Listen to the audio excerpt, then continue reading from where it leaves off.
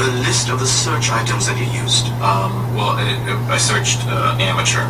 And interracial. And Mother and daughter. And fisting, gagging, and tent rape.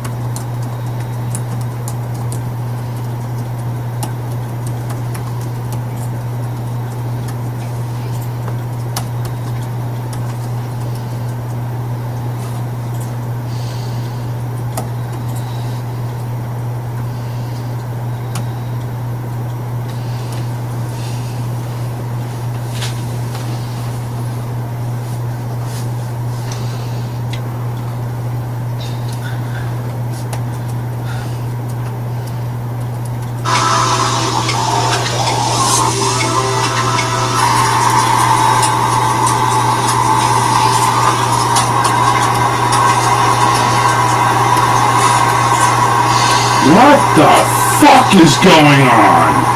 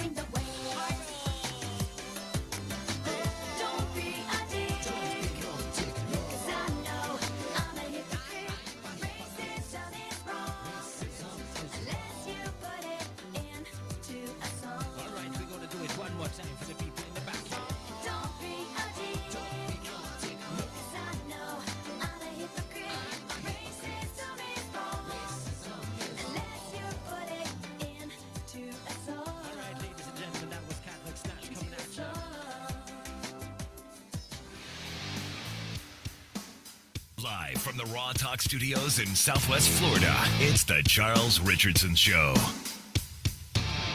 God damn it, man, what a piece of shit this is. Honestly, 3 seconds into starting the stream, when we did the countdown, all of a sudden my fucking computer shut off. I had a Scotty thing going on. Testicle difficulty? Yeah, no shit. So I don't know what the fuck is going on here.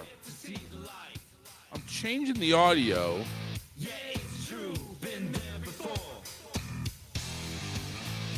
I mean, I don't fucking know what the hell is going on here.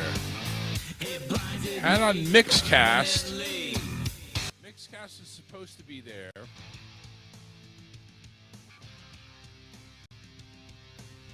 You know what? I'm going to do the test 1, 2, 3. Because John says he could barely hear us. But it was like test static. 1, 2, 3. It was like staticking all bad. So hold on a second. I'm going to go back and see. John says he can barely hear us. But it was like staticking all bad. So I don't know. So we're going to try a couple things. All right. Now the volume looks like it's good. Okay now. But I don't know. I'm waiting here because it's like a 20-second delay in this thing. So we're going to try a couple things. All right, now the volume looks like it's good. Okay, now. I'm able to hear us now. John, tell me if we're okay because what the fuck is going on here? And we have a guest on tonight, 9:15. Ren Valentino is going to be on. He's a author, a producer, an actor, just a general utility guy in there. So, yeah. So, John, tell me if somebody tell me in the chat if we're sounding okay because, God damn it, it's just what the. Thanks. All right, John gives us the thumbs up. We're good. We're good now. Yes, we had some testicle difficulties in the Scotty terms. And it's just, I don't, all of a sudden, because I got 3 monitors. If you really want to see what I got in front of me, I'll show you here in a second. It's just like, really? Are you fucking kidding me? Are you kidding me? So, God. I'm not going to do an extra camera. Here, I'm actually going to invite myself. I'm going to do this on my camera. Yeah. So, Alyssa's going to get... What the fuck now? I'm going to get what? God damn. You're going to get some. Oh. Yeah. Okay. So you should be happy with that. Okay. I'm going to get some. Let me see here. Oh, my God. So... Dude, this wasn't even like, honestly, honest to Christ, this was not even like an update. I mean, it did an update, but it's like the computer was already restarted for like almost 24, 48 hours. It was already done. That's weird. And then all of a sudden, I'm getting this bleep from McAfee. Not Pat McAfee, which I would have been excited about. That would have been nice. But no, McAfee. It's like, really? Really? Oh, lordy, lordy, lordy. Okay. Opening Chrome. That's a good boy. I'm going to show you what I got here because this is crazy. So,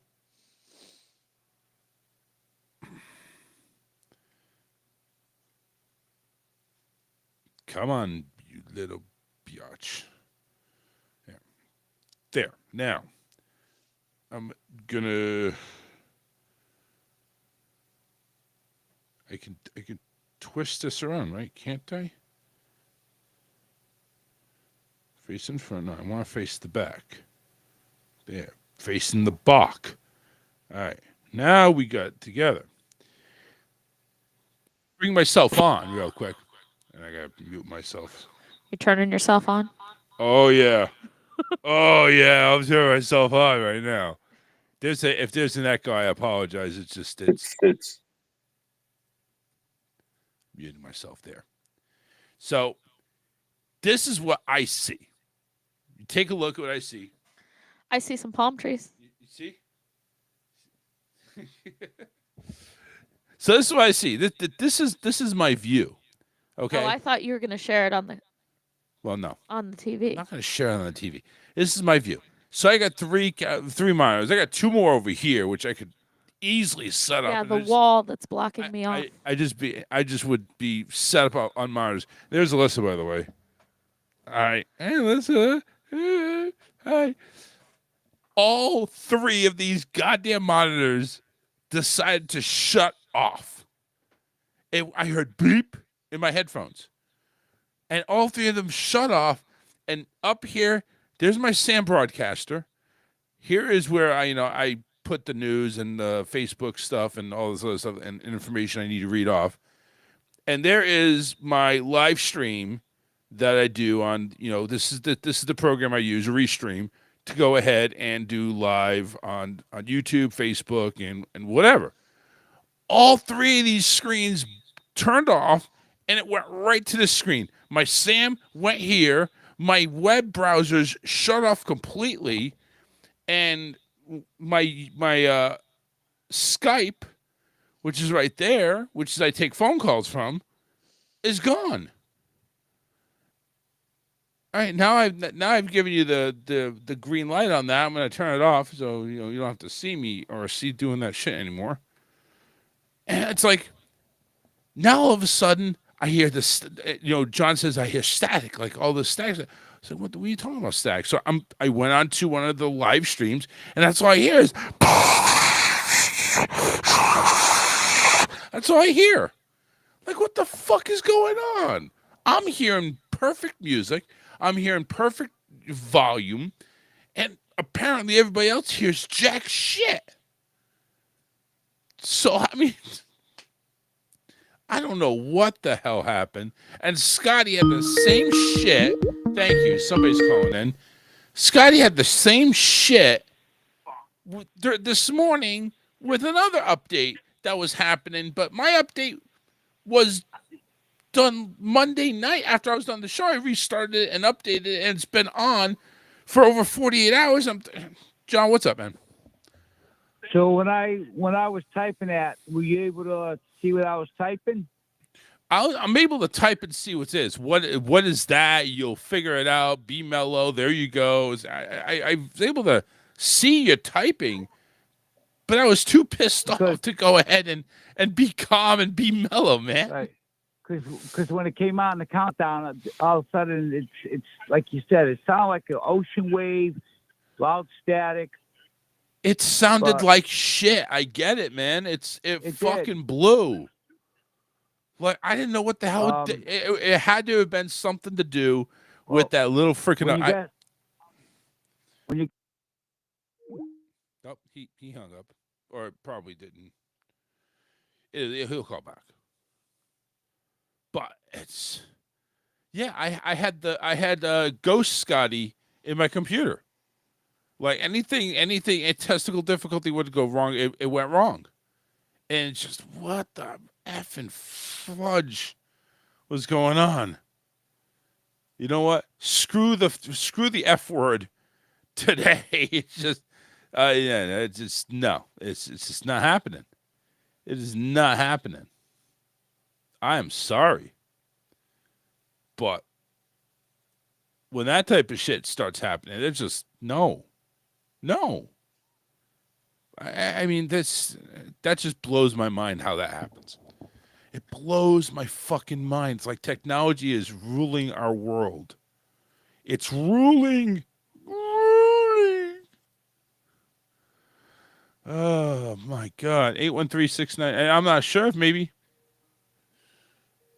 Okay, that's that. When I play, I stop the test. When I play music, see, I'm going through my testing 1-2s already here. When I play my music, that's on that channel, or is it?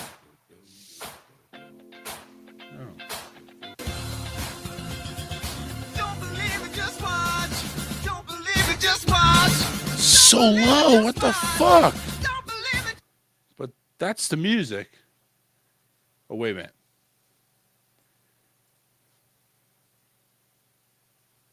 That's on aux 2. Sometimes that's lower. Check out my new touchdown dance. Good game, everybody. All right, anyway. I was just testing it out. Okay, so I got it. I think I got it. I taught, put it. I think I taught to put it at. I think. I don't know if I do, but I think. I think, therefore I do. Hey, I was wondering if Tink was looking at you when you kept saying that. Taught to put it at. She wasn't. But Toodles is looking at me. Yeah, well, what do you expect? Okay. Well, listen, Ren Valentino is scheduled to be on at 9:15, so we got a whole hour to kill. And I think we did a good job killing about 10 minutes there, which, yay me. Yay me. I'm bringing myself back on real quick just for a couple of reasons. Don't lose that tablet time. Come on. What? Go down, go to sleep. Sorry. Test 1, 2. I think that's the same thing. No, I don't want it on that channel. God damn it. Wrong channel. The one on Mixcast. one on USB audio.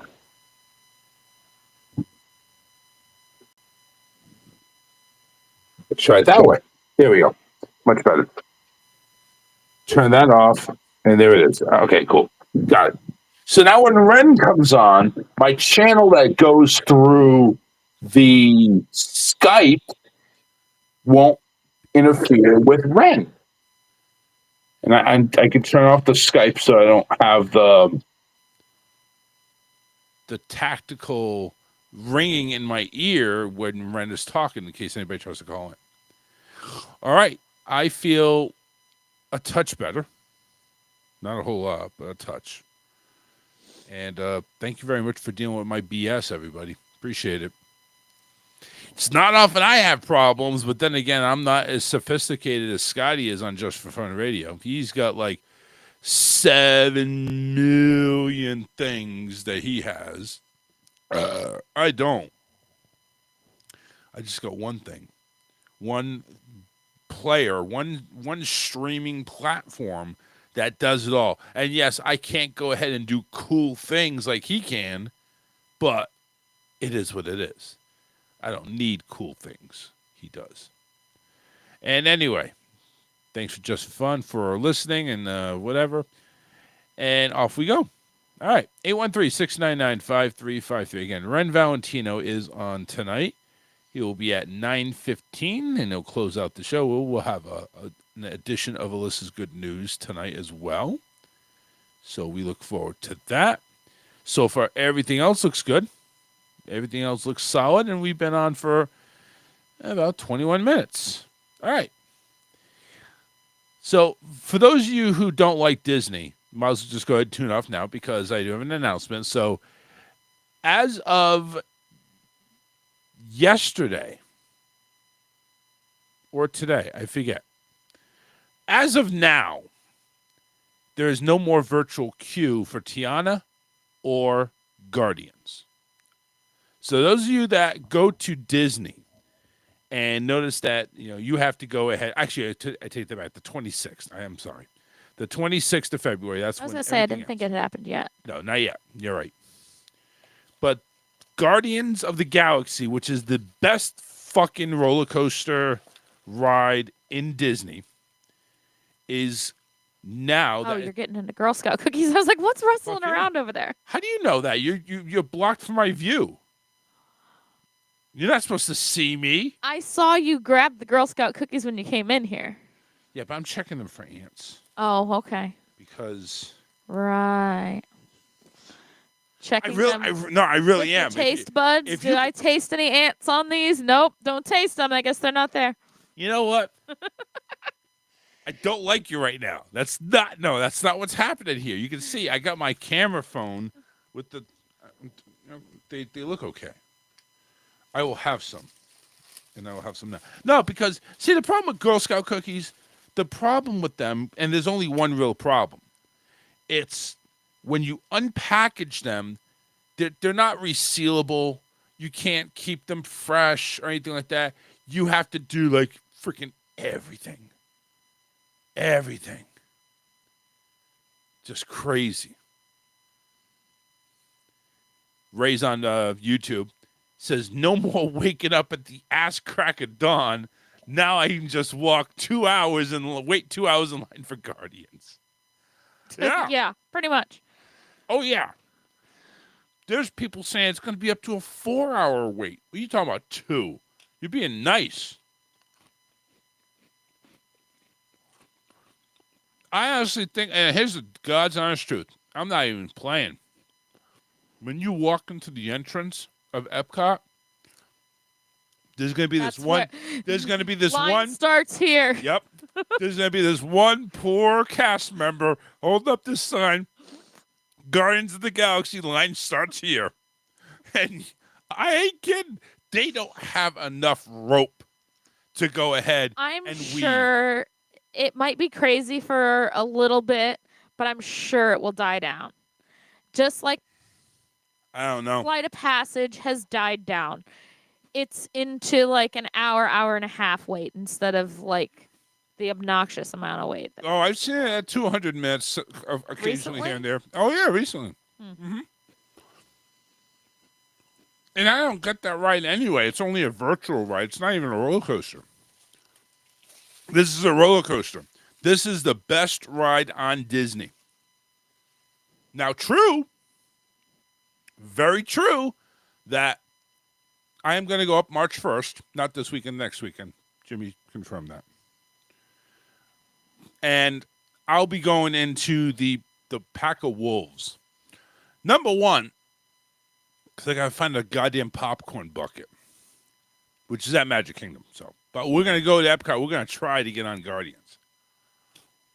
Fat chance in hell.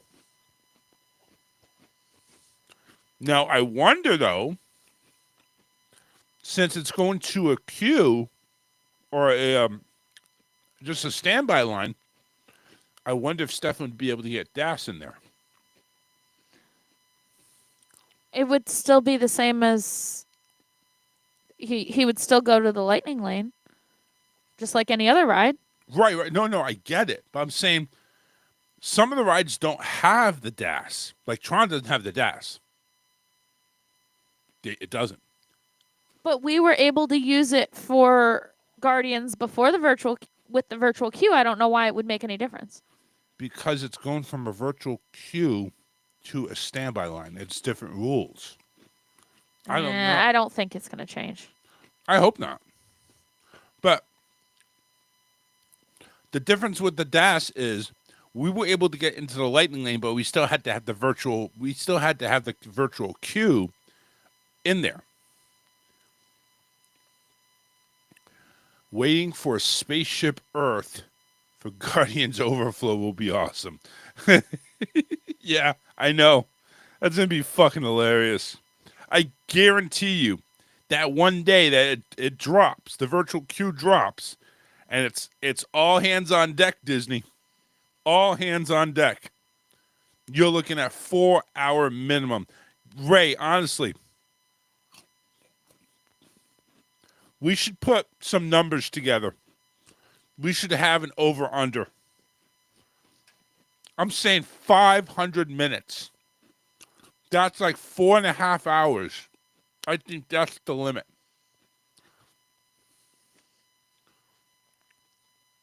I mean, I don't know if people want to wait that long, because a lot of people that have wanted to ride it have already ridden it, and the people that are like, they're pass holders, they're okay with like, hey, listen, I've heard most of the songs. I personally have heard all the songs. I went through the list, and I've heard all the songs for Guardians. That's how many times I've rode it. And I still want to ride it. I still want to keep riding it like forever. But it's like, I'm not waiting 4 hours to ride it. No way. And all the virtual the lightning lanes, they pre-sell, and if you're not staying at a hotel, you're just fucked. You're not gonna get one. They're gonna be sold out. I think this is a horrible decision by Disney. Horrible. It really is. I think it's way too soon. Honestly, I think they should have one ride in each park with a virtual queue. Guardians would be at Epcot, because what other ride is going to demand a virtual queue? Tron should be at Magic. I mean, honestly, tell me, what other ride is there at Epcot that demands maybe that? Frozen. No, people can wait 90 minutes for Frozen. That's a normal line at Disney. Nobody cares about Frozen. And the people that do care about Frozen, they're in it because, oh, my little daughter loves Elsa. She wants to build a snowman. Okay, you want to see Elsa? Okay, we'll wait 2 hours. We'll wait 2 hours just for you. Would you like anything now? Candy or something? And, they're going to freaking wait in line. They're going to get pissed off like not even 10 minutes in. And you're going to have to endure that pain for another 100 or so to see Elsa. Why? Why would you do that? Why would you put yourself in that torture? I mean, The only other ride I can think of would be Remy. Remy, I think maybe you get a virtual queue for Remy. But that's it. I honestly think, seriously, I think it's Guardians and that's it. There's really no other ride that warrants it. There's no other ride that warrants it. Now, in Magic Kingdom, I don't think Tiana's just a fucking water ride. Nobody cares. It's been rethemed. It's still a water ride with a drop and a big fucking log. It's kind of like my day at the bathroom. It's a log that drops in the water. It's really that way. Nobody. It's not a big hoo-ah. It's like, hey, it's Splash Mountain, except it's rethemed because Disney needs to be woke. It's the woke mountain. It's what it is. I don't think it deserves a virtual queue. It did it for when it first opened. Then it got cold. Then nobody wanted to ride it. It's like, fuck it, just whatever. Ray says, I'll go 300 minutes. That's 5 hours. Ray says he'll go 300 minutes, 5 hours. That's his guess. Only time I've ever seen a 5-hour wait is Grinch meet and greet at Islands of Adventure. Only ride I wait more than an hour for would be Guardians or Tron. Yeah, Tron would be the one ride in Magic Kingdom that I would say would still deserve a virtual queue. That would be that one. But yeah, Tron is definitely worth the wait. It is what it is. Splash Mountain is also what I call after Taco Bell toilet visits. Yeah, exactly. And it is what it is, man. I mean, it's just is what it is. It's going to be a big, huge mistake when they take the virtual queue away from Guardians. It's going to be a big mistake. It really is. But to wait for Alyssa to get back on when we do, we'll go into the other two parks. What I think would be a good virtual queue for rides at Animal Kingdom is definitely going to be the Flight of the Hippogriff. What do they call that ride at there? The Flight of the Hippo? The Flight of Passage. I don't know why they hit the Hippogriff. I don't know why I thought of that. That's you're right. Hippogriff, that's a Universal ride. I'm such a dumb shit. I'm over here not doing. Ray says Tron's a 1 hour max for me. It's shorter than when I lost. I'm not going to read that. Yeah, Tron, I would say, is worth the wait to a point. I think all these good rides are worth the wait. I think Tron is definitely worth an hour wait. I can see that. Seven Dwarves, it's a slower roller coaster, but it's fun. But I don't see it more than 45 minutes being worth it.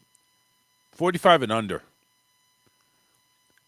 I'm mixing up Harry Potter and Disney. I don't know why. You know what it is, right? Freeform shows so many Disney movies, but yet they have a Harry Potter weekend every weekend. I mean, why? Why do a Harry Potter weekend every weekend? I don't get it. Anyway. Freeform doesn't have Harry Potter weekend anymore. They don't? No, they don't play the Harry Potter movies at all anymore. It's Sci-Fi. Oh, okay. All right. So Sci-Fi went ahead and beat out Freeform for the Harry Potter movies. I think it was because of Disney, Universal, all of that. Disney owns Freeform. Yeah, that's what I'm saying. It's like, why is Freeform playing Harry Potter? I don't get it. But now they've done away with it, so that's good. They've come to their senses, which is fun. I wanted to get your opinion on a ride that you think on each park. Obviously, I think we agree. You know what? No, I'm not going to go ahead and speak on your behalf, but give me a ride in each park that you think should be like a permanent virtual queue just because it's going to get crazy out of control when they drop it. Do we agree in Epcot's Guardians? Yeah, Do you think Remy is possibly. in that mention? Because I think Guardians would be the one. Possibly Remy, but I would still say Guardians. There's not a whole lot of rides at Epcot. Yeah. Um, In Magic Kingdom, I say it's Tron. and I wouldn't even put as Tron. What would Because you put it? You got to put one ride. Tron had a lot of hype in the beginning, but now that people have ridden it, it's like, okay. Okay, really? I don't feel like it's got as big of a draw. Go ahead, John. What's up? I'm just calling to see if my phone's working. All of a sudden, it freaked out at me and shut off. Yeah, I thought. So you have problems with the electronic devices here, testicle difficulties with your phone. I think so. Yeah. All right. Keep it away from your balls, man.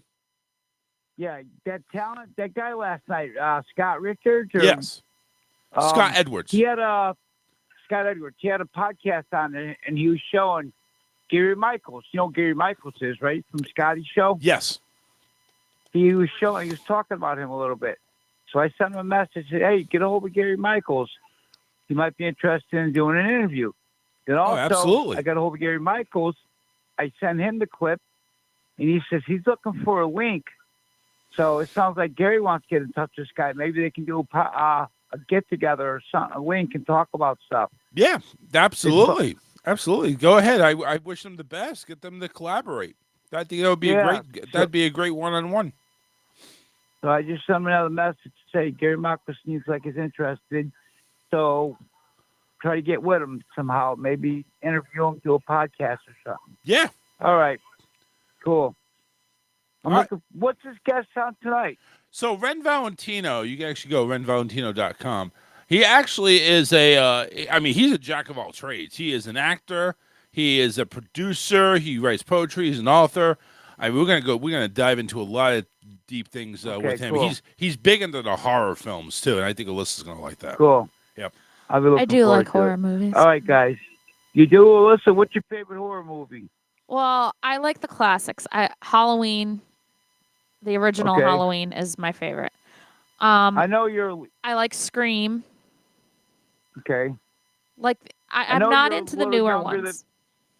You're a little younger than me, but me growing up, Charles might remember this. Charles, do you remember Creature Feature? I remember the movie, but I don't remember seeing it in a long time. It was like, it's no classic. What's up, Crystal? The Shining is also and, a favorite too. Oh yeah, Shining definitely. You got to put that there. Johnny. Yeah. I love The Shining. Great movie. I love psychological thrillers and psychological types of horror movies too. Sylvia says Dracula. I think she meant the old version of Dracula. I think. Am I on point there, Sylvia? Let me ask you a question. Are you into Duck? Do you get into looking up like serial killers and stuff like that and try to see what gets inside their brain? Why they did things? You ever? I've never actually Googled it or anything like that, but I do watch some true crime stuff on TV and things like that. Okay. All right. Yeah, because I looked at a couple of them. Just see, I'm trying to get inside their head, see what the hell they did. It's pretty crazy. I've always been very fascinated with psychology, though. I majored in psychology in college. I have always been really interested in it. John's majored in phlegm. Have a good night, guys. All right, man. Thank you for calling. Bye. All right, John Monroe there. Yeah, Sylvia was talking about Dracula, the old school Dracula. That's pretty cool. Crystal's in the chat. What's up? Ray was saying, I noticed too that I've watched 0 Harry Potter movies. My knowledge of Harry Potter stems from what I learned at Universal. It's that's kind of weird learning that type of trait at Universal, but it is what it is. All right.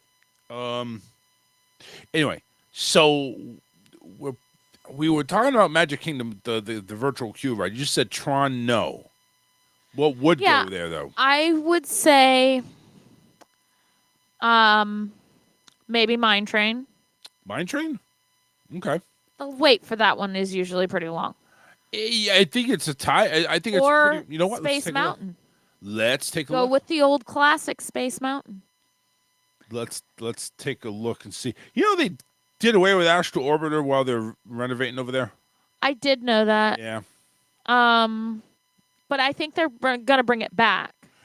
Yeah. I think they're gonna do that too. Okay, let's see here. Tron right now is 75 minutes. That's again not too bad, and Mine Train is 55.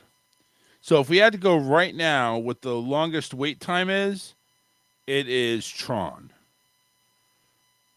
Even the River Cruise is 40 minutes. And it's nighttime right now. You know, Peter Pan actually used to be really long. But they're not. They're 45 minutes right now. And right across Small World, 10 minutes. Because nobody wants to ride Small World. Okay. All right, so you say Mine Train. I say Tron.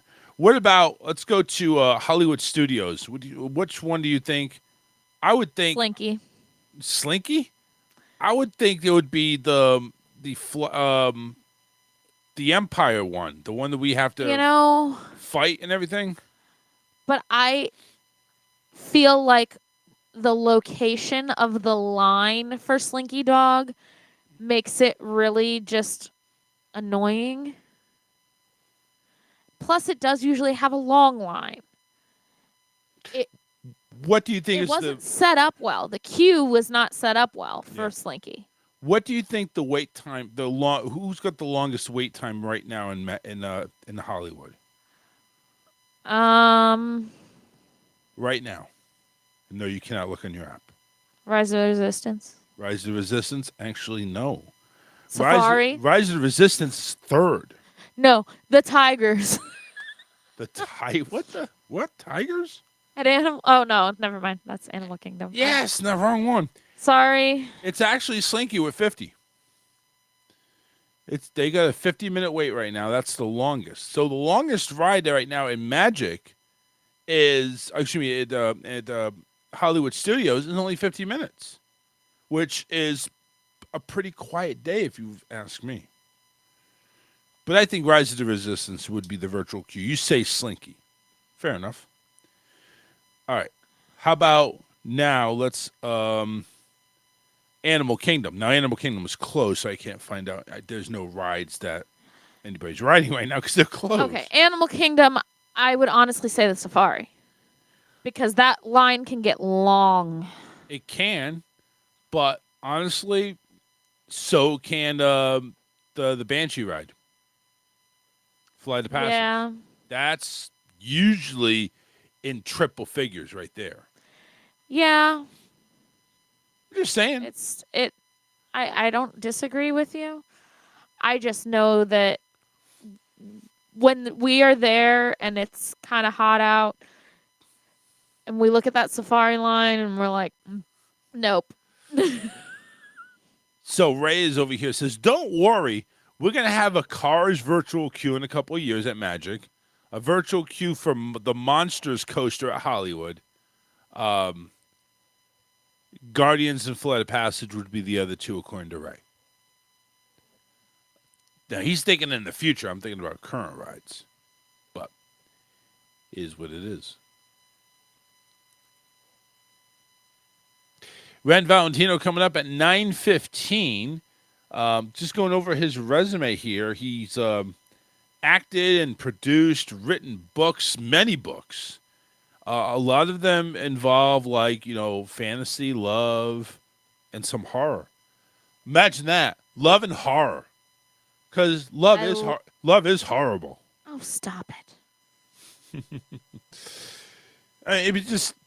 It's just a niche that you don't really would guess about. You wouldn't say, okay, you're either into the love, they'll do all these fantasies. You know but you know about the paperbacks you see with the half naked lady and the guy with it's all cut. It's all cut and like. But the love and the horror mixed is is a great genre, and I love it. Like, all of these vampire movies where the woman falls in love with the vampire and it's the forbidden love and the whole those are great. Yeah, whatever. Vampires. You and vampires. I love I vampires. don't understand that. There's something You sexy should have dated about a long. vampires. You should have okay? dated a long-haired vampire that looks like Roman Reigns. Just saying. No. I take that back. It's a long-haired vampire Mexican. So you No, cook I you don't want Mexican. So they can I- cook you no. tacos every night, No. or somebody that knows how to cook tacos. Maybe Roman can cook tacos. Pretty good. I don't know. Loren's a best-selling author of over 21 novels. Wow. Does a film producing movie. He's a movie critic, a workshop instructor, writer, actor. I mean, what doesn't this guy do in the entertainment industry? Ren writes in multiple genres, primarily romance, thriller, young adult, and horror. Today, he's written more than 70 stage plays that have been performed in 12 countries in 3 languages. As a producer, he's helped bring more than 80 independent movies to the screen. And an actor, he can be seen and heard in 25 different films. Today, 8 of his original screenplays have been adapted into films. The pilot episode of his original television series called Her Other Life received multiple honors. So he's gotten multiple awards, so we're going to get into that with him. Definitely want to know what does he prefer more? Does he prefer horror? Does he prefer romance? Or does he think romance is horror? Why can't you mix the two? I don't know. I just don't see. I don't see how I'm going to fall in love and all of a sudden Freddy Krueger slices the bitch up and I'm heartbroken. Not all horror is Freddy Krueger. I'm giving an example. I'm just saying it's not all that type of thing. But like what is horror? Horror can be, mythical creatures and things like that. No, that's fantasy. That's not horror. It's fantasy. It depends. Mythical creatures are fantasy. So, take a show like True Blood. Yeah. That was romance, horror, and fantasy. See, I'm going to have a little bit of a debate here because True Blood, I didn't see fantasy. True Blood, I saw blood being sucked in by anaconda fangs. Okay, but there was vampires, there was werewolves. There was a lot of hickeys going on. Fairies. There was all kinds of mythical creatures, which would be considered fantasy, right? Yeah. I don't know. It doesn't seem very horrifying, if you know what I'm saying. When I think fantasy, of horror, I'm horror, thinking drama. When you look up the genre for True Blood, that's what comes up. But when I see horror, I'm thinking like my worst nightmare. When I see fantasy, it's like, wow, this is unbelievable. This is like I would consider in some cases Jurassic Park as fantasy because those are animals that we don't see in normal life. Those are recreated. That is not mythical. And there's, it's not all mythical, but yeah, like fantasy is like things that couldn't happen in real life, basically. Although some scientists have said that they could probably recreate dinosaurs. Yeah, but is it a good idea? No. There's 4 movies that say no. As those movies show, no, it is not a good idea. There are 4 fucking movies that are out there. There's more than 4, honey. Well, you know what I'm saying.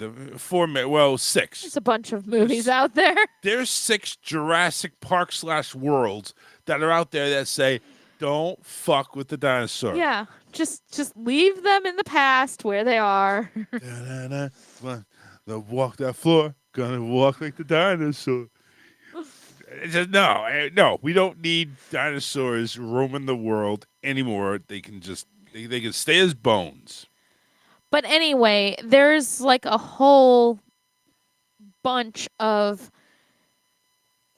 books, movies, TV shows that are horror slash romance and drama. Again, I don't. I guess I have a very narrow mind. Like Like I don't see it. Interview with a Vampire. Have you ever seen that movie? I think I have, but it's been a long time. It's got Brad Pitt. It's got I don't care who's I don't in it. Just tell me Anyway. about it. Anyway, so it's this vampire telling his life story. And of course, since he's been around for hundreds of years, it's a long story. And there's parts of it that you could probably consider horror. But there's romance in it. There's all kinds of different things mixed together. See that I would I would consider a biography. You over here interviewing a vampire. Biography would be a real person, though. Oh, a fictional biography. I mean, I guess maybe, but See, but at that right there, I wouldn't consider mythical. I wouldn't consider horror. I would consider maybe romance.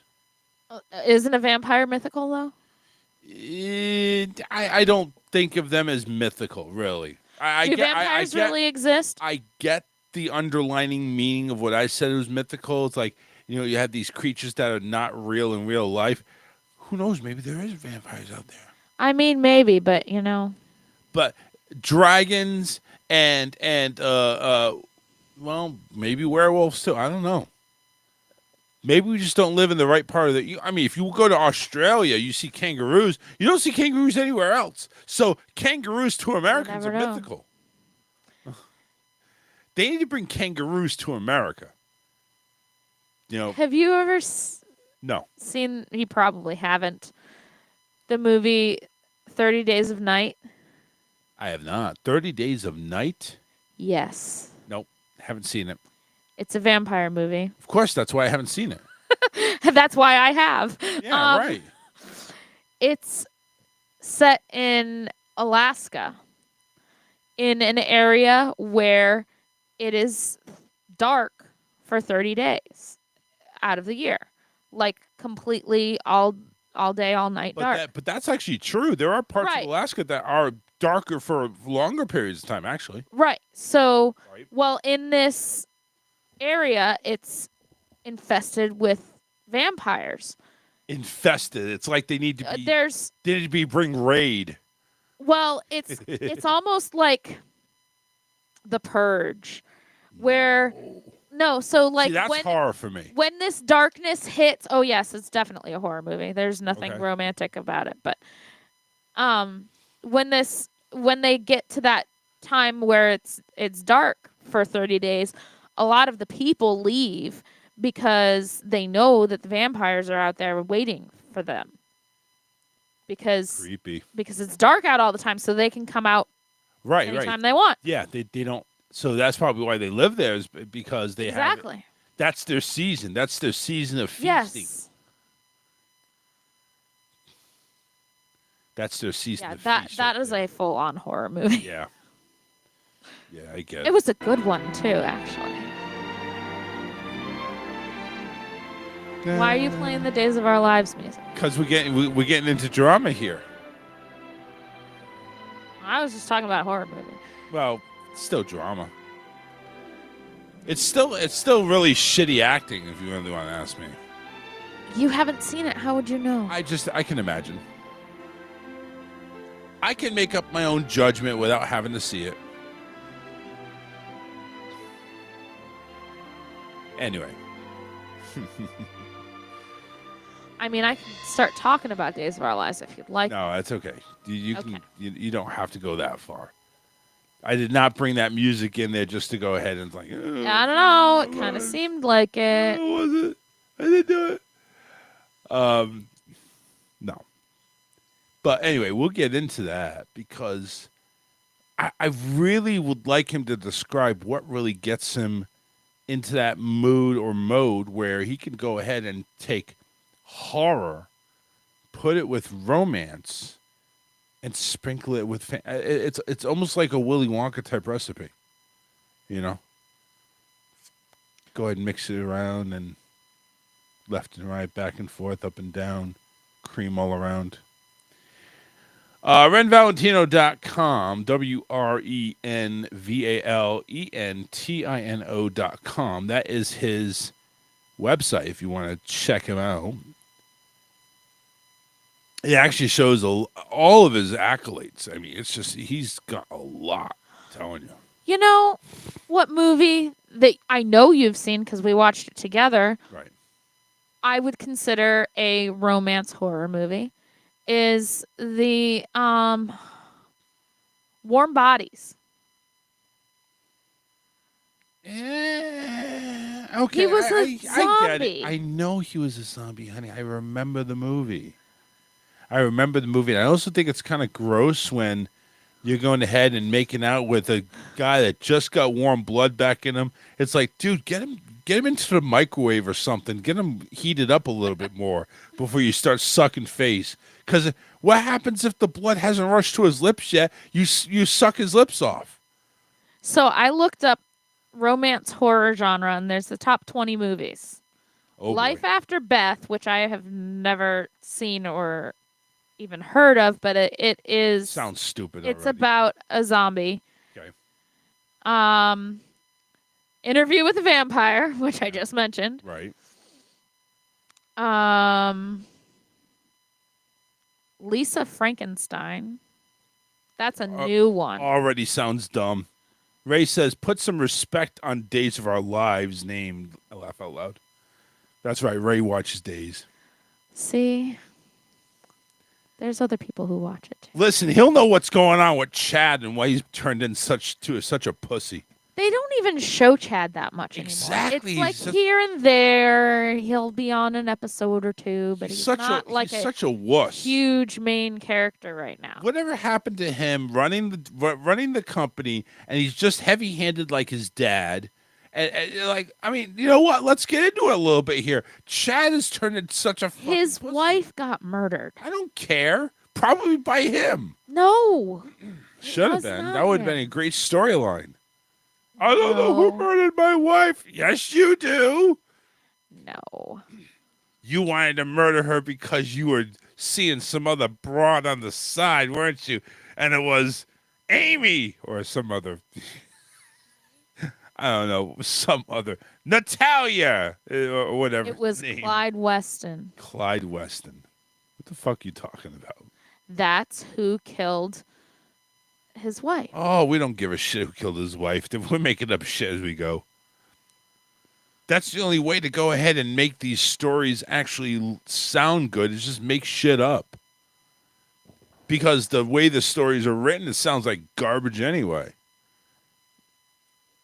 I mean, the only actors that are worse, or maybe they're a tie, is wrestlers. That's about it. Yeah, see, Warm Bodies is listed on here. Okay, we already know that. Moving on. What Anyway. else? 20 movies. We got to like 4. All right. Underworld. I could see that. I didn't see it, but I could see it being a Crimson Peak. I've never heard of that one. well, crimson is blood. Peak is the limit of blood they can have. Yeah. Ray says Chad isn't tough enough to be a Demera. Stefano is rolling in his grave, laugh aloud. Stefano would have brought Abigail back 8 times from the dead by now. Well, they already tried to do it once. Yeah. What is the deal with that? they've- Why can't anybody just die and go away? See, but EJ has kind of taken over that strong Demera role now. Why can't he just die and go away too? He's still not Stefano though. I don't think any of them is going to live up to Stefano. Has EJ ever died? Yes. How many times? I'm not sure. See, this is the problem I I'd have. have to really But no, think about it. One hear for me sure. out. But hear me out there. This is the problem I have with Days of Our Lives. Number 1, the writing sucks. Number 2, everybody that dies isn't really dead. Well, Stefano was known as the Phoenix. I don't care what he's been known as. He He could be always known as the he Eagle. always rises from the ashes. Whatever. Jesus Christ. But I'm just saying, why can't somebody just let him die? Him or her die. Write him off the script. Well, Get another warm body in there, or maybe a cold body. We don't give a fuck. right now they are kind of spoofing themselves. Oh, Jesus. There's a soap opera within the soap opera. Is there another writer's strike going on or something? No. My God. But anyway, this soap opera within the soap opera, they're like having people come back from the dead out of, constantly and all this stuff. Oh, my God. So they're kind of spoofing themselves. All right. Ray's saying Tony and Peter Yes. were closest to Stefano out of the guys, and But- Christian from the daughters. But Tony has gone soft. And Peter, you never see anymore anyway. What about this one character that was named Stefan O? What He's the fuck? dead. Okay. At least right now. Yeah, he's no, dead no, for now. No, Stefan isn't dead. Stefan is EJ shipped him off. Where? I don't know. This sounds like the Truman He'll Show. come back eventually. No, this sounds like the Truman Show. It's a big dome city. Stefan was dead, and then he was brought back to life, and then EJ shipped him off. Like, is there life outside of Salem in this particular Yes. case? Or they just lived in this big bubble? I mean, kind of, but not entirely. Like, where's the Stop and Shops and the Krogers and the Walmarts and where's all that shit? How come nobody's ordering off Amazon and everybody has the same fucking ringtone? They all eat at the Brady pub. And then they go out to drink at Small Bar. Small Bar? Yeah, that's the name of it. Honestly, they couldn't think of any other fucking name than Small Bar. Well, that's what it's called. This Right is- now, this there's is been why- different names for it This is throughout the years. This is why the writers suck. And in they don't these- shop at Home Goods. They shop at Gabby Chic. Gabby, what the fuck is? My God, I'm gonna take a break because I think it's time. It's time to take a break, and when we come back, hopefully, we'll have Ren to save us from this. Because Lord knows we're digging us deeper and deeper, and Ray ain't helping. Ray's just bringing up more shit for us to talk about. You know what? You wanted to kill some time, right? We killed it, all right. We destroyed. We were a horror film with time. Oh, stop. It's terrible. All right, listen. Stay tuned, and if you don't stay tuned, come back in about 8 minutes. 9 minutes max. We'll have Ren. We'll talk some fun. Find out what makes him tick, especially in the horror thing. I have no idea what would make somebody tick to write horror film. I would think he has like nightmares. No. Yes. When you I don't get have when you, nightmares, but and I'm all into are horror you, movies. But did you write the horror stuff? No, but I Right. read it and watch it and Ray says you're welcome. listen to it. I didn't know Ray was Maui. Telling us you're welcome. I didn't say thank you. But whatever. All right, listen. Stay tuned or come back in about 9 minutes. Your choice. I give you carte blanche. You come back when you want to come back. I'm not holding any fire under your feet. You do what you want to do. All I'm saying is we got to fucking go. We'll be back in 9. We need a break. Be back soon. This is the Charles Richardson Show.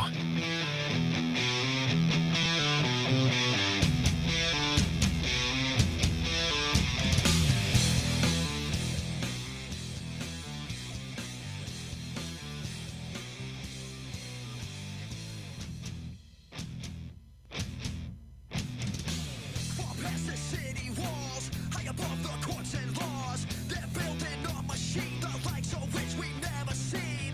Designed to break our will, track us and keep us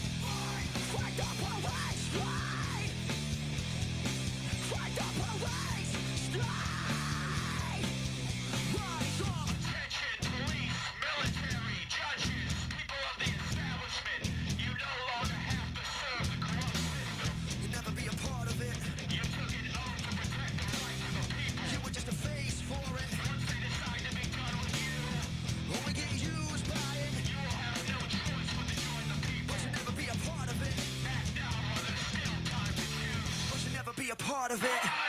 You'll never be a part of it. But you'll never be a part of it. So rise up. Fight the parade line. So rise up. Fight the parade line. Rise. So rise up. So rise up. Fight the parade line. Rise up.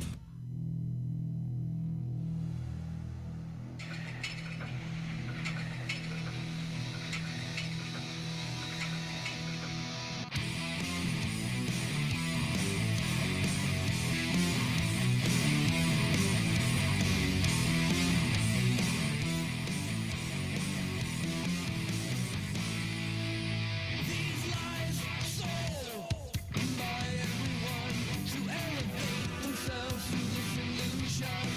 Nothing to see here. There's nothing to see. This web hole that they chose to weave without the light. They can't sleep. Nothing to see here. There's nothing to say. They lie, they deceive for something they will not bring. So shining, then hollow, empty the soul, full of a shame.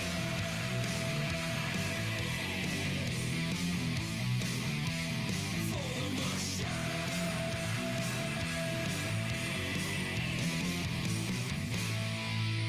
They wait in line, like everyone, perfecting all of their lives to be chosen. Nothing to see here, but there's nothing to serve. So climb this ladder of deceit and be the monster that we all know you'll be. Nothing to see here, there's nothing to serve. They lie, they deceive for something they will not bring. So shining, then hollow, empty the soul. They lie, they deceive for something they will not bring. So shining, then hollow, empty the soul. Full of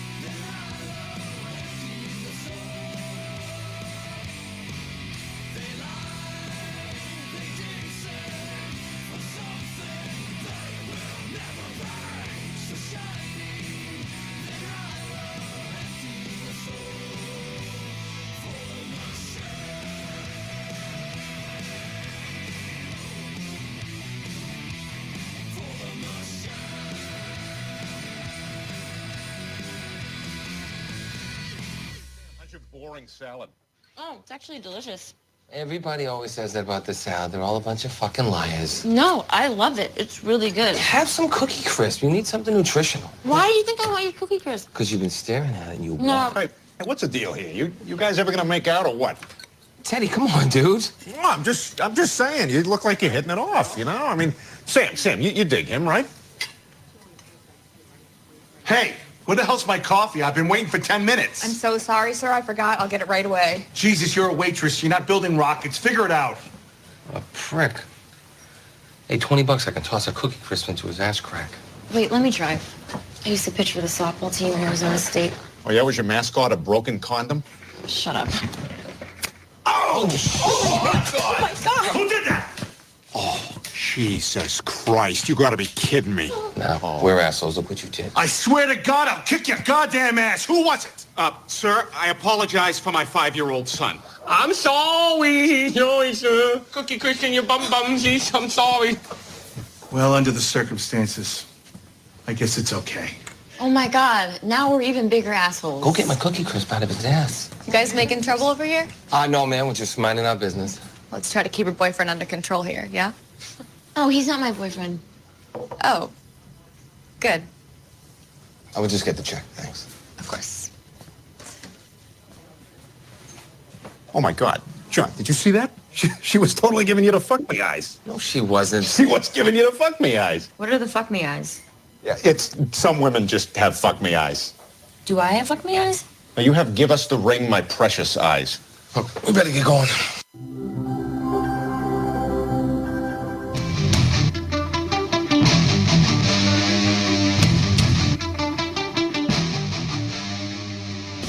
back to the best show you have never heard of.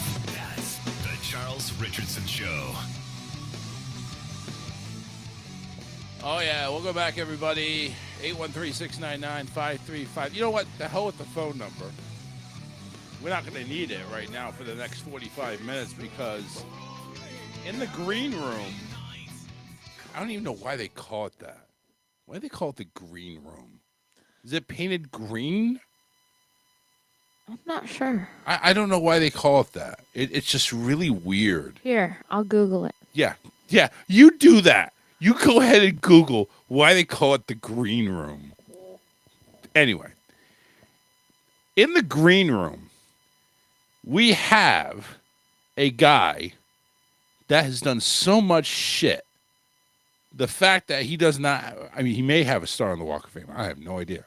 He should. This guy is an actor, film producer, movie critic, workshop instructor, and a writer. We're going to talk to him about some of this because some of the books he's written about, I'm thinking, how the F is he going to be doing this and how's he put it together? Because I have no idea. His genres are romance, thriller, young adult, and horror. Some of them mixed together.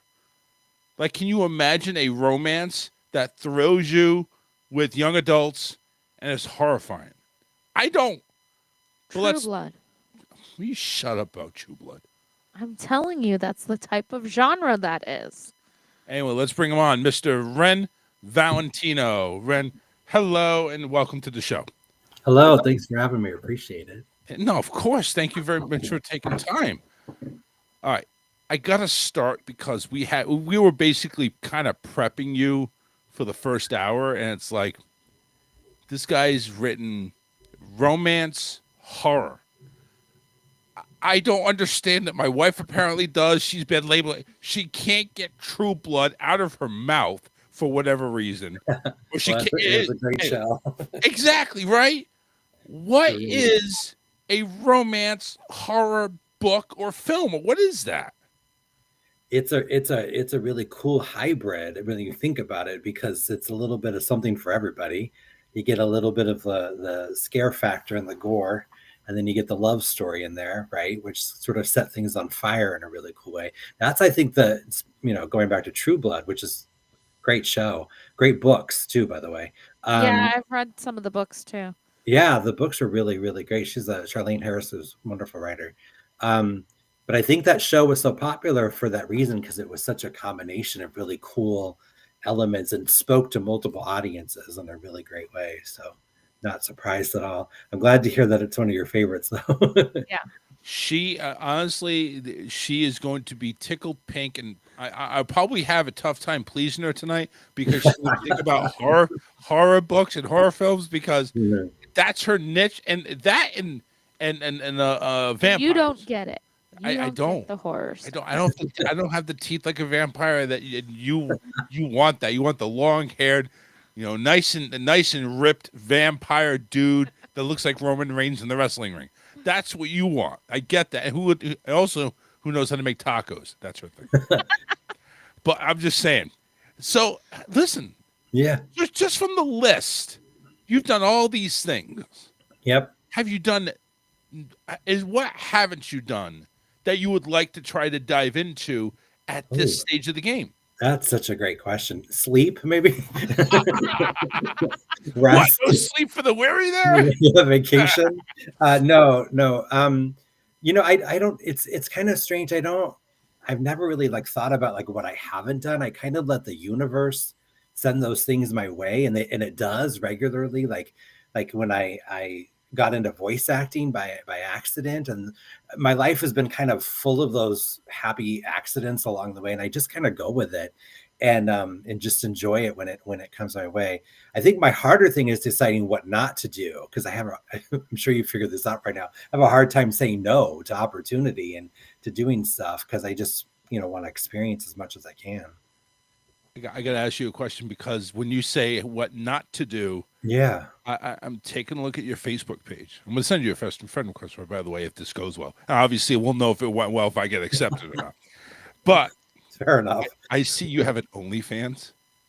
Yes. What are you doing on OnlyFans? Well, I had a lot of requests from a specific group of readers that wanted more intimate access, I guess would be the right word. My content, I got to tell you, is pretty tame, pretty mild in comparison to what else is out there. But it was another way for me to connect with fans, especially fans that were interested in having that kind of connection with me. I'm probably one of the few writers maybe that has that kind of presence out there, but definitely not for my younger readers, as you can imagine. But for some folks, they like to connect with me there. But I will stress for anybody listening that the content is like PG-13 at best. So, right, yeah, I think the biggest misconception is you go to OnlyFans, it's basically porn 101. It's not right. the case. So trust me, I haven't gone on there yet to see your page or anything like that. Yeah. So, do you feel a little sense of pressure when you're when you put contact on OnlyFans, or do you feel, hey, listen, this is their discretion. I'm here just posting content. I don't care if you're next to some stripper or anything like that. And I got to tell you, I'm a big supporter of people who of adult content creators, because everybody has to make a living and pay bills and feed families a lot of times. And some of these people can feed like tons of families the way they regularly do. Yeah. I'm telling you, it's a good living. It can be very lucrative, very, very lucrative. I've used it really. I mean, of course, there's some more provocative content there for sure. You have to have that. There's an expectation of that for sure. Right. But really, it's about my traveling and my book signings and that kind of thing, which it's mixed in with some other stuff for sure. But no, I don't feel any pressure. I don't feel any shame. I don't feel any of that stuff. I feel like a lot of times adult content creators are put into this lane of being judged for being adult content creators, but more power to them. I got to tell you, it's an industry, and somebody's got to do it. And quite honestly, somebody's subscribing. So there's that too, right? You wouldn't do it if there was no subscribers. So I think that's probably a bigger question for another time. But I guess it depends on who you ask and how much free time they have. I guess I don't. Right. But yeah, it is the one. It's very one-sided, and for what people think of OnlyFans, and I'm actually glad that there's something other than that people can actually use it for. That's good. Yeah, that's really good. All right, so let's do this. So you're a movie critic. Yes. Are you actively a movie critic? Like, what was the last movie you saw? The last movie that I saw was I just went to the movie theater. Oh, The Last Showgirl. The Last Showgirl with Pamela Anderson, who I'm a huge fan of. Really great film, career best performance, blew me away. Gia Coppola was the director of that and writer too. No, she wasn't the writer. Katie, I forgot Katie's last name, but really great film. I saw it in the theater. It was an independent film, as independent as a Gia Coppola movie can be. But I wanted to. I always want to support indie films, so I try to go see them the first week.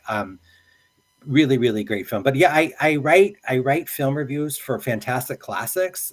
So it sounds like it's just old movies. It is a lot of old like film noir, a lot of Humphrey Bogart kind of movies, Casablanca, that type of stuff. Yeah. But I mix it in with some newer stuff too. And so just sometimes films that are overlooked that have really great artistic quality for whatever reason. Sometimes it's just fun, sci-fi stuff. I'm a huge Hammer horror films fan. Hammer horror films out of the UK. Your wife might know Hammer horror films, quite possibly, but No. if you don't, and you like True Blood, you'll definitely like Hammer horror films. They go all the way back to like the 50s, 60s, and they're still producing them. But they're out of the UK, and I discovered them, so I write a lot about them. But it's a lot of fun because who doesn't want to watch a movie and then make a living from it in some capacity? Right? Do you see any difference with the UK version of horror and the American version of horror, especially recently? Like I know classic American horror films, they were the best. Nowadays, it seems watered down. And does the UK bring any of that surprise element, or is it all pretty predictable nowadays? No, I feel like UK films, and I'm generalizing, of course, but UK films, I think, really pay more attention to story. I think they take the time to tell the story, where American audiences were kind of spoiled with get to the good parts because of the attention span that we have or don't have. Right. And so I appreciate them for that fact. I mean, there's certainly some really incredible American-made horror films happening and have happened, but I do think that UK pays closer attention to that slow burn kind of story build to build up the psychological impact. And that's something that I like in horror. Yeah, that's why I think you'll like I those. really like that, where they've built up a good story and then, you never know what to expect. I don't understand that. You like when they build up a good story in a movie, but when you're watching Days of Our Lives, you're still waiting for that story to develop. And it never goes anywhere. Are you a Days of Our Lives fan? I am a big Days of Our Lives fan. I Young and the Restless. I understand you completely. See? Yeah. Hey, listen, I've been overwhelmed so far with listeners like say, yes, let's talk about Days. Fine, whatever. I'll just go at it. I'm over here trying to find out what's going on with Chad and why he's such a wimp. And My takeaway so far is your wife has great taste. So I know I'm lucky we're to hitting marry her. favorite after favorite. So she's got it. She's got it. What brought you into becoming a writer? And do you consider writing like your biggest passion, or is this something else like producing or film criticing? Or no, writing is my first love. I'm in everything. All of those things that I do. There's a form of storytelling in it, whether it's acting, telling the story of a character, or you're producing and bringing a story to the screen. I fell in love with writing when I was really young, and I have to thank teachers and librarians who just really shaped that for me as a young kid. I didn't grow up with a whole lot. I had access to libraries, thankfully, and books. I read everything I could get my hands on, and I just had some really exceptional teachers in grade school that saw that in me and really encouraged it. And then I published my first short story when I was 15 in high school and have never looked back. And I had some great mentors along the way that really sort of paid it forward from their own success and lifted me up and mentored me in a great way. So forever grateful to teachers and librarians for sure. And I just fell in love with it. I mean, to be able to take something that you imagine in your mind and see it come to life either on the page or the stage or screen. I got to tell you, it's unlike anything else because you're watching it or listening to it or reading it and thinking, I made this all up and created it. It's such a really cool process and very transformative in a cool way. The Everlasting Gift, Love in the Shadows, Mesmerized, Miss Nothing, Writing with James Dean. I mean, the list goes on and on and on. If you go to your website, it's like it almost never ends. I think it almost crashed my hard drive. That's very kind of you. I appreciate that. But it's just so much stuff. Where do you now? Are these things taken from like real life experiences? Are these things just coming out of your imagination? Both. I mean, walk us through the life and the day of a writer from page 1 to page 300 at the end, or whatever it ends. That's a great question. So I consider myself a professional eavesdropper. Oh no, that doesn't sound very good, but I know So, what you mean, though. yeah, like one of my recent stage plays called "I Bet She Has a Party to Go To." I was in line at Target. And you want to look at human nature, go to Target, especially parenting. But I, but I I, was in I would have said line. Walmart. You would have gotten more creative stuff. Oh yeah, you will, yeah, for sure. But anywhere But you go all the like moms are that, at Target. Nah, that's true. but anywhere you go like that, a park or bank, post office, grocery store, there's theater happening all around you. There's story happening everywhere, and you just have to be in tune to it or tune into it. And I feel like a satellite. Like stories find me, or I find stories, and I listen to what people are talking about, and people share stories with me too. And then I take that and then I blow it up a whole lot. And I don't use everything, obviously, but if there's something there, I'll run with it. Not a lot comes from my personal life. I don't write a lot of autobiographical or memoir. I do a little bit, but not a lot. Most of it just comes from listening and observing and just thinking there's a story there, and then taking that kernel of an idea and just kind of blowing it up until tell your story. But the process that you're talking about is just day in and day out. There's a grind to it. It's not for writing is not for the faint of heart. You got to get up early. You got to stay up late. You got to get those words done and turned in, right? As soon as you sign that contract, people are relying on you. But it's such a rewarding experience. Writing is kind of on the darker side. It's a little lonely when you think about it, because it's just you and your computer and the characters in your mind, voices in your head. So that's the part that I think that's probably the most challenging, is just not having that everyday interaction with people unless you seek it out. Does your social life struggle at times, or are you happy with the way you have a work-life balance? Or I'm sure at this point in your life, you probably have mastered that. But when you started, was it more, my eyes are I'm getting a headache because of my computer. I'm staring at it. How was that when you first started? Was it tough? Yeah, it was tough. It really was tough. I did miss out on a lot by choice. It was either get the work done or go to someone's birthday party. So I did miss out a lot. I was climbing. I was young and hungry and ambitious and all those things that you are when you first get started. And I had a lot to prove, and I had very little time or window to do that sometimes. So it was tough. But now on the other side of the career a little bit, I think everything's always more clear in perspective when you're looking back of like what I could have done or should have done. But now I definitely have more of that stricter, I guess would be the right word, of that work-life balance, and just kind of making sure that all those things are getting equal amounts of attention, if you will. So I'm also older now, so it's kind of like, I don't have as much energy. I have to go to bed at 10, so all those kind of things. Do you think it's like, I don't know if this applies to you, but do you think it's like a gym routine? Like, I'm going to do my arms, or I'm going to do a book on Monday, take a break Tuesday, continue it on Wednesday, just kind of breaking it up like that.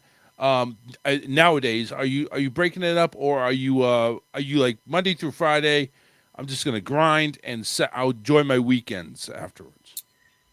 I'm not quite there yet. I'm still writing 7 days a week, but what I do is I do the bulk of the writing during the week. So I'll do 1,000 words a day, not really good words. I just get them on the page just to get them out, get something on the page. This is usually when I'm working on a novel. And then I usually spend the weekends shaping and editing what I wrote during the week. So then that way, when I get to that next Monday, all that I wrote the week before is in really good shape, and I can move forward in the story.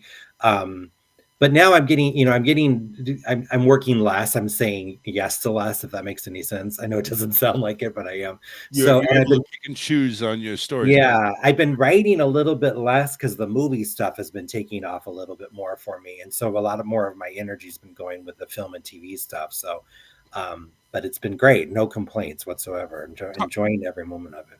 Now, we'll talk about that movie stuff the next question. But I wanted to know, how does one, as a writer, or even if you want to go ahead and tell younger people that want to get into writing, how to go about getting your first contract, and what those contracts are usually like? Like, what's in a contract? Like, we own you.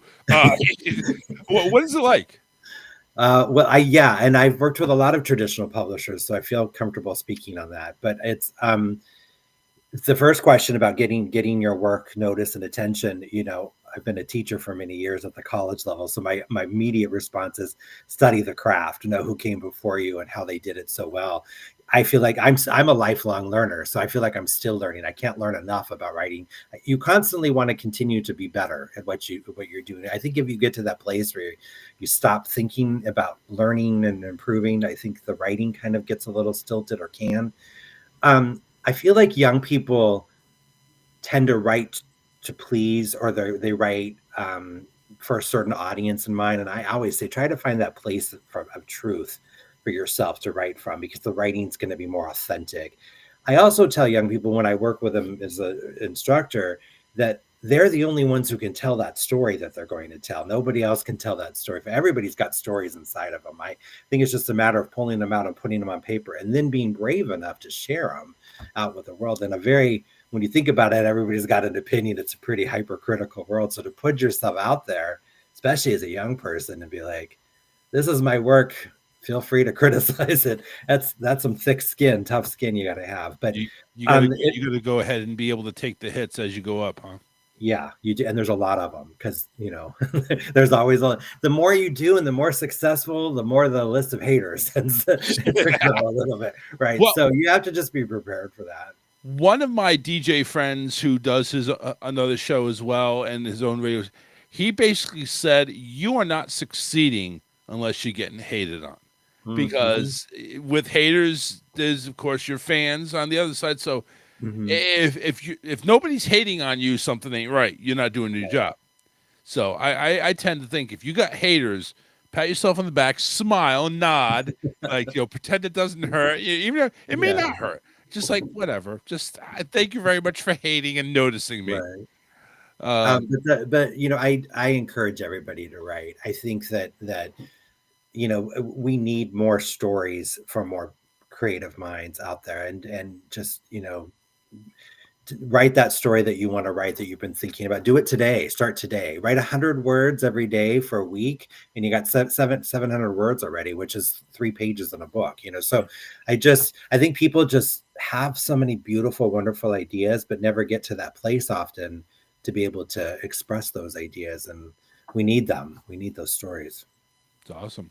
Ren Valentino joining us live here on the Charles Richardson Show. You can go to his website, renvalentino.com, WRENVALENTINO.com. You see all of his accolades, all of his stories, his awards that he's won, etc. You even have something you have a workshop. Yes. Tell us about your workshop. They just started this year. As I mentioned, I was taught for about 20 years at the college level. I had a lot of people, a lot of writers that have reached out and say, can I take a workshop with you? I've taught a lot of workshops over the years, as you can imagine, but never like my own thing. So I created these 20 different writing workshops for writers of all genres, all experiences, all forms. Starting, with some introductory stuff, going on to some stuff that's really specific. Horror is in there. I have a horror writing workshop. And then there's also, writing memoir, writing stage plays, and so forth. So all good things there for sure.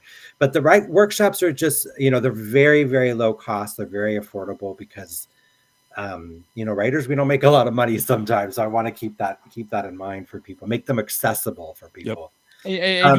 They've been great. And it sounds like you want to go ahead and boost up the next generation of writers. Absolutely. Many people, as I mentioned before, lifted me up and still do. And I have a really great support system, community of people.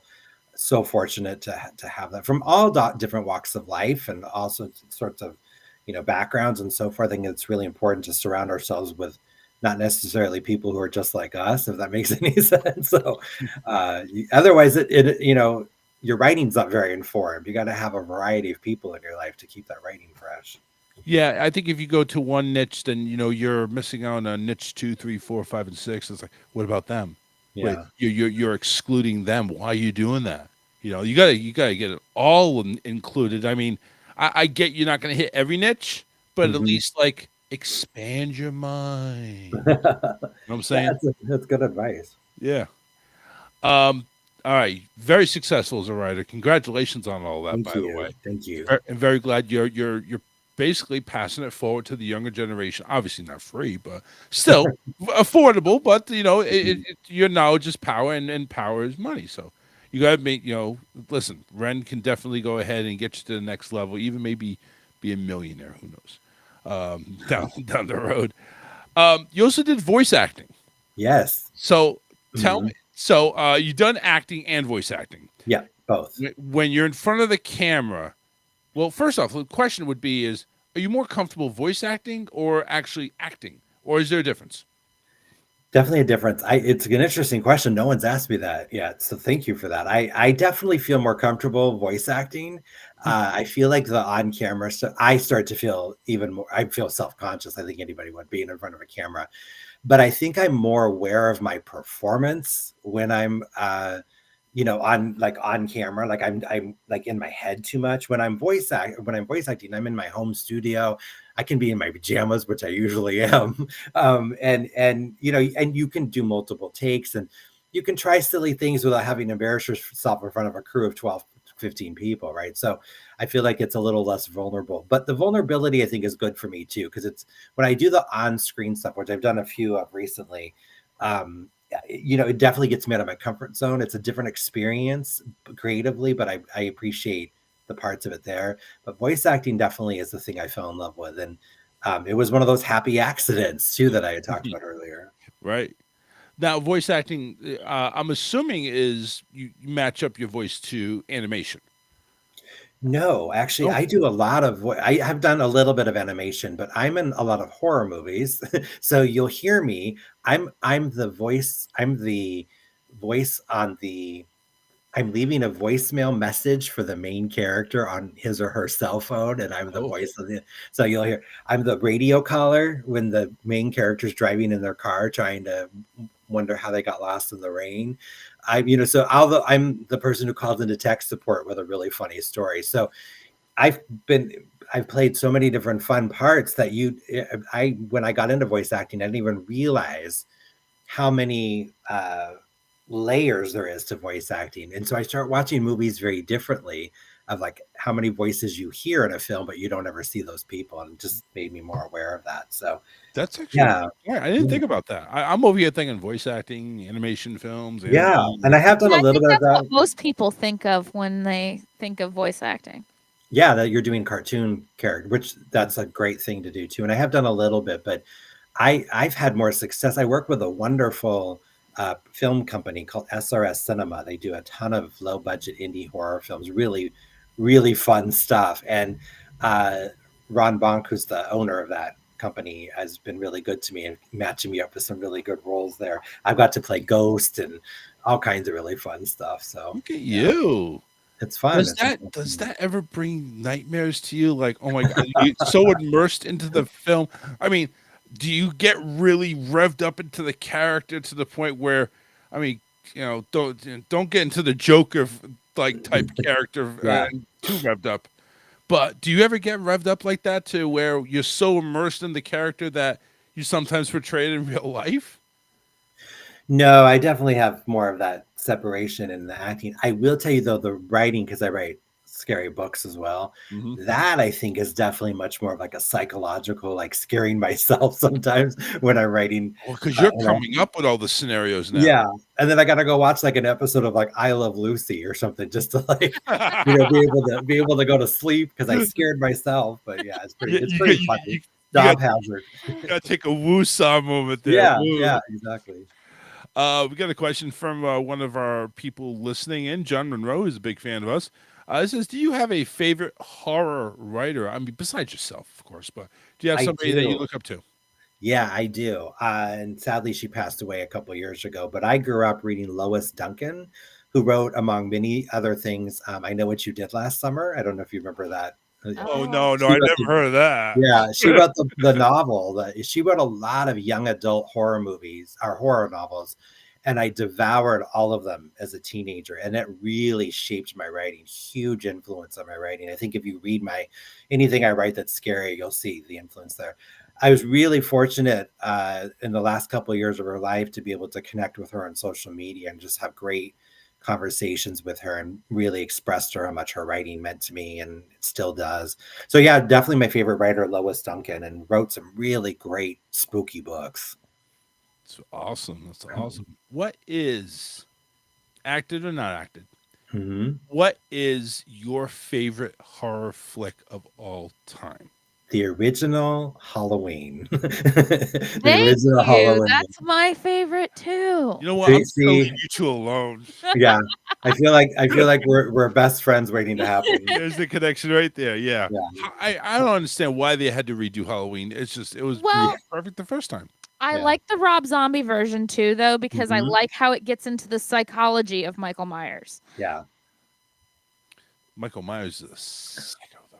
I think the Rob Zombie films are an important part of that film franchise canon because he did so much different stuff that we wouldn't have gotten without his artistic intake. I'm also a big fan of Danielle Harris, who's in a few of his films in the original Halloween. I think she's in Halloween 4 and 5. Really great actress, really great horror scream queen. But Halloween's my favorite. I think it's like Halloween and then everything else for me. Yeah, Yeah. it's almost like, just peaks and valleys right there. That's We were talking about it before you came on, and Halloween, The Shining, Scream, those are some of my favorites. The Shining is excellent. That's just a terrifying film. The whole Yes. concept of that movie is terrifying. Yes, very. So And the iconic. book is amazing too. Mhm, mhm. So on your Facebook page, Mhm. just a couple of days ago, you went ahead and announced your new film screenplay, horror. Scare Me, Kill Me. Scare Me, Kill Me. Yes. Yeah, we're in the horror subject right now. Right. First off, number one, you got to be Mhm. happy with it. You got to be happy with your screenplay. Yeah, it's winning some awards, the screenplay, and we're in a lot of conversations with some very interested producers in that particular project. So I am very happy. It is set in the 80s, and it's a tribute to 80s slasher movies. It's set at a prestigious boarding school where a bunch of very privileged young people play a game called Scare Me, Kill Me. It's kind of a twisted version of Truth or Dare, and winner kills all. And so it's a great fun ride. And I wrote the screenplay a few years ago, and then we started sending it out to horror film festivals, and it's been winning a lot of great awards and some really great screenplay competitions.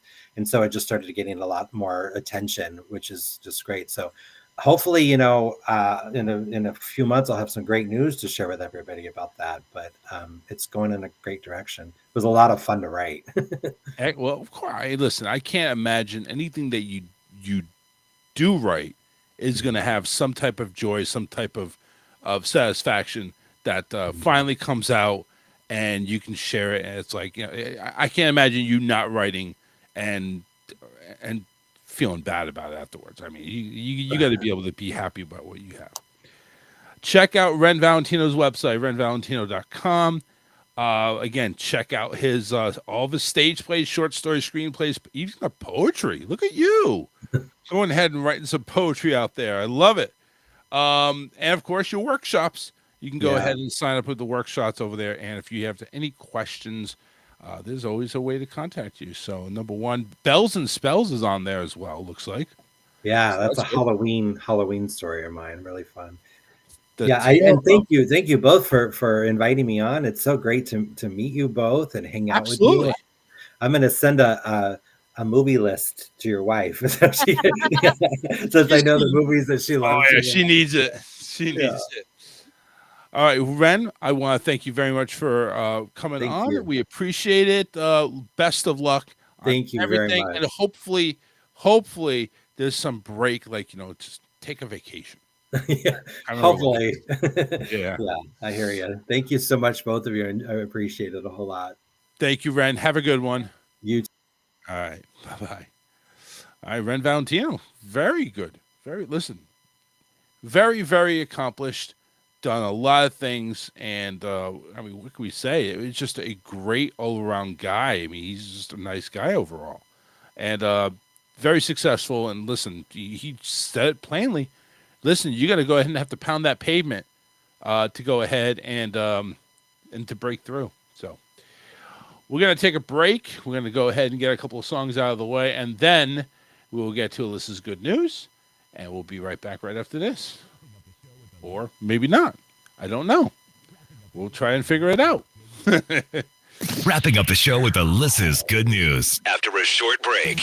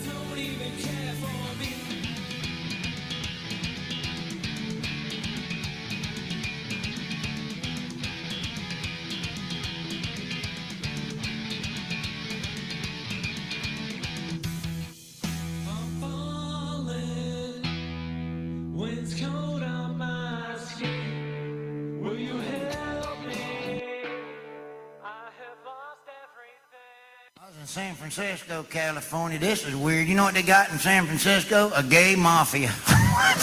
A gay mafia. What the hell? Let me ask you something. If you're in a gay mafia and you get whacked, is that good or bad? All right, what the hell? Yeah, say hello to my little friend. Where the hell that come from? All right. I was in Los Angeles, California, and I enjoyed going out there. But there was a magazine out there said 50 is the new 40.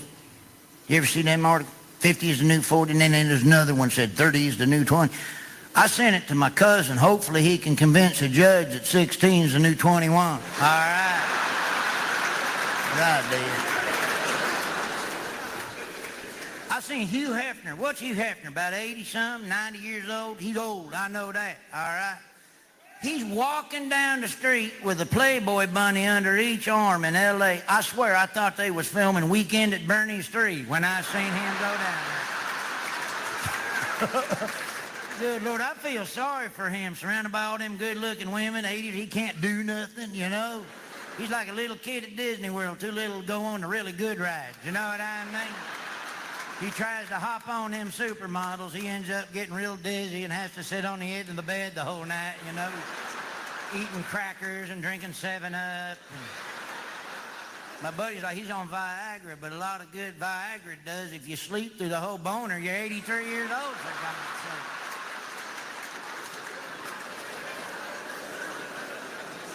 Now, I don't know if it's true or not, but I was reading somewhere it said that Viagra's one of the side effects is it makes some folks go blind.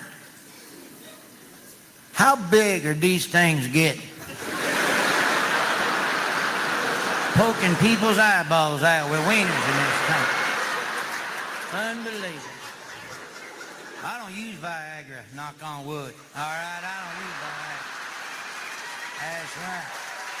Yeah, if I got trouble in that department, I'll just push start it. But they say Viagra in some money trouble. I don't know if they is or not, but I can see why. Who the hell wants to buy Viagra? It's embarrassing. Good Lord, that's why I say they want to pick up sales. Sell it at the Home Depot, call it wood preservative. All right, that's what you do. I'd watching a TV commercial. They had some on there. Cialis give you a 7-hour boner. Good Lord. What are you going to do the other 6 hours and 56 minutes? All right? 7 hours. Were you going to take that thing fishing or something? You know what I mean? Yeah, it's the original pocket fisherman right there. That's what I got. Oh, yeah. I'm going to cast out and get a big red snapper on that thing. That's what I'm going to do. 7-hour boner. Give me a pill, give me a 4-minute boner. That's all I need. The rest is just kind of a nuisance, if you ask me. Be walking around town, look like you smuggled a Chico stick in your pants out of the Walgreens. I was in Las Vegas. We stayed at the Hooters Casino and went to the Hooters Casino down there. Boy, a dealer flopped a big pair when we were over there. My buddy went all in. I didn't know what happened. I was playing the slut machine all night, so I don't know what happened. None of them had cherries. But here's what I want to say to you. Follow us on Facebook and Twitter. Search The Charles Richardson Show.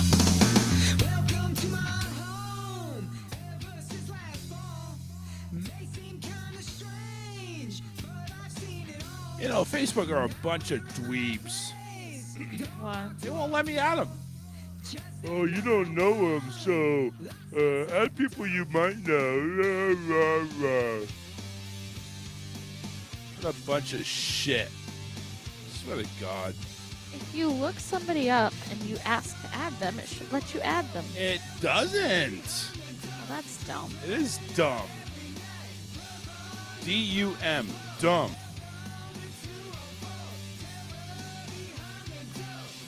Waiting too long to get that other keyboard and I can barely see the letters. Well, you got it. You know, right? Plug it in. Plug it in. Plug it in. Here's Leslie's news. Let's do it. A woman in her 90s reunited with a toddler she saved from drowning 64 years ago. A woman who rescued a drowning toddler from a pool has met him again for just the second time 64 years later.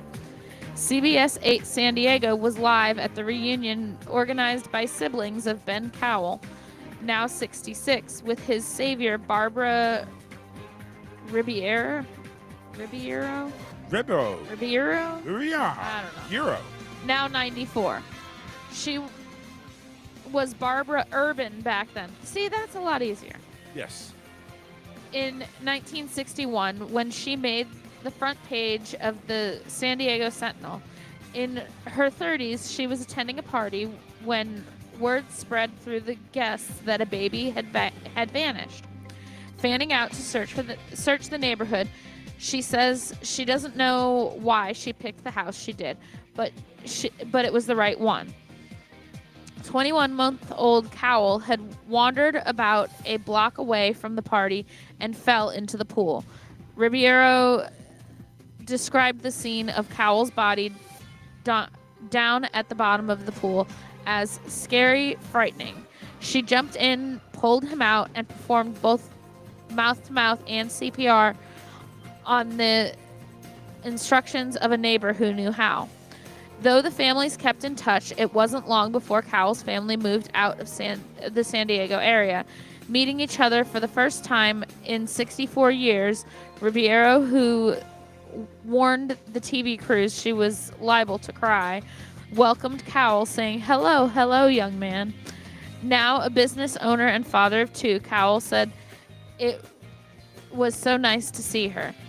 Yeah, the only thing that I had ever heard someone say, I think it was my mom telling me that when you guys found me, there wasn't any bubbles coming up. No, so no one knew how long I had been down there. That's scary. And Cowell at the reunion. When I really think of it, I think, hand of God, said Ben. He made sure that I made it home for some reason. Well, that is just dandy, wasn't it?